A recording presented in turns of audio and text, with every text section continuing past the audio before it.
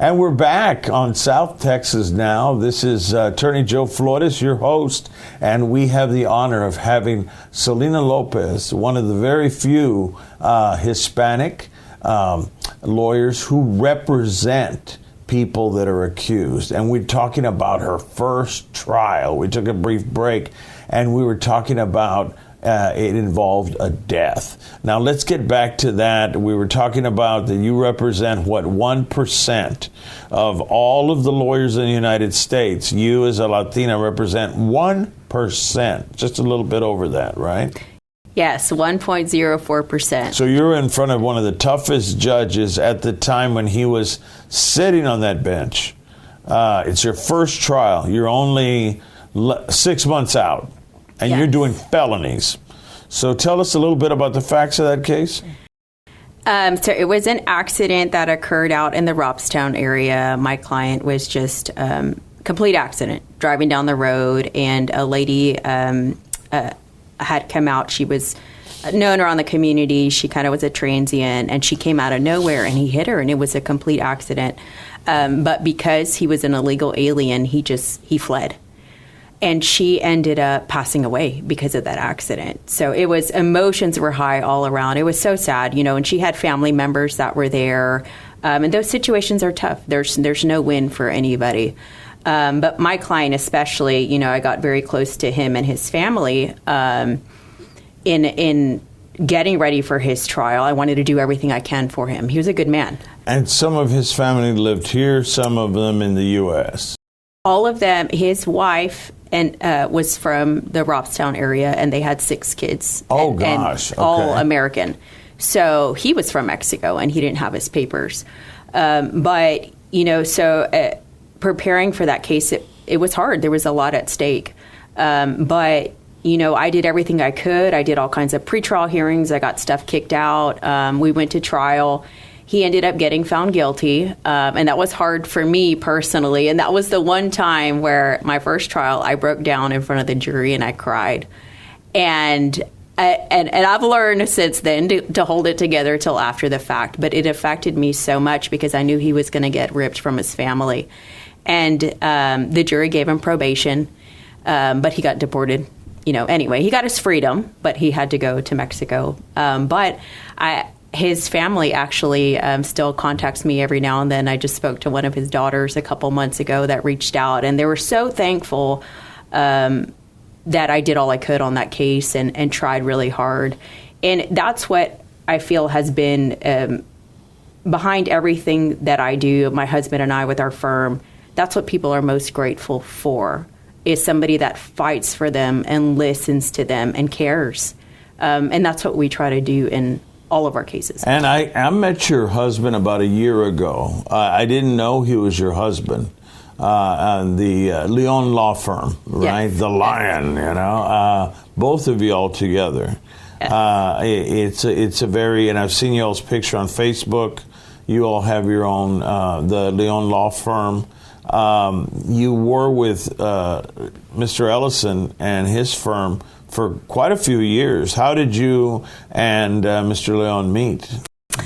So when I was an attorney and started practicing down here, my husband was a probation officer for Judge Hassett. No way. Yeah, that's how I met him. If anybody knows my husband, they're like, what? He was a probation officer?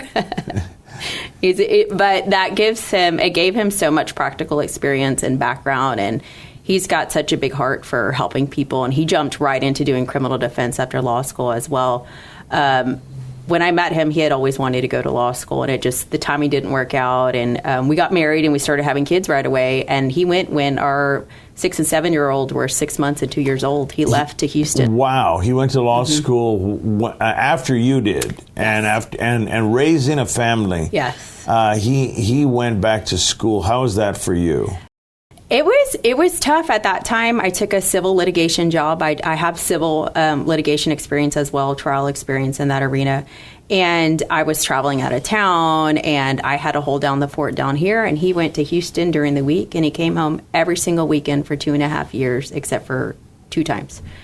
So it was a lot on both of us, but thank God we've got our family here. We had a nanny that helped out during the day.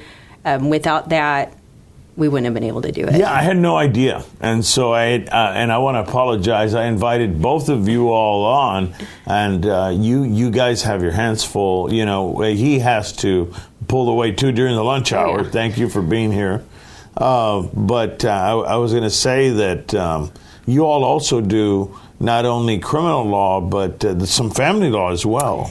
Yeah, we do a little bit of family law, some PI stuff as well. We kind of get our feet wet and everything, and we always try to help everybody out. If it's something that we can't do, we always will refer people out. You know, we try to just help people as much as we can. Yeah, when I met him, you know, there was no connection, you know, and if I had known, you know, and I had known that you had been working, but I had no idea you were working with Scott Ellison. You get a lot of experience because he doesn't take on easy cases. Right. As your experience grew and your confidence grew, it's kind of like with every case is different.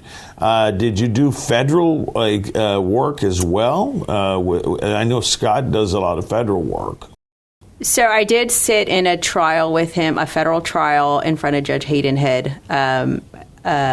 And I sat with him on that and kind of helped behind the scenes. But I actually got on the federal CJA panel. I started training for that when I was pregnant with my 6-year-old, and then I went on maternity leave, and then I switched to civil litigation. So I actually just got back on the panel, and I'm in the process of training on that. I've had my 2 cases where I first chaired, and I already did the understudy bit. So yeah, getting back into federal work now as well. Yeah, and commenting on we just had a formal federal magistrate on, Brian Owsley.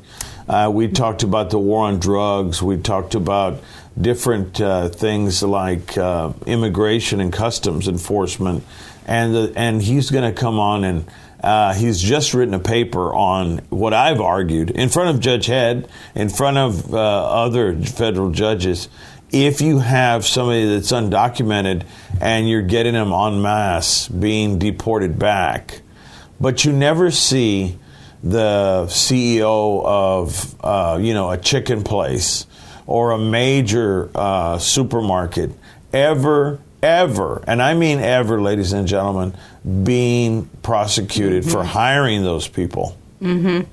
So it's a one-way street. It's kind of like, let's punish the drug dealers and the kingpins in Mexico, but let's forget about the 60% demand in the entire world of the lust for drugs that Americans have.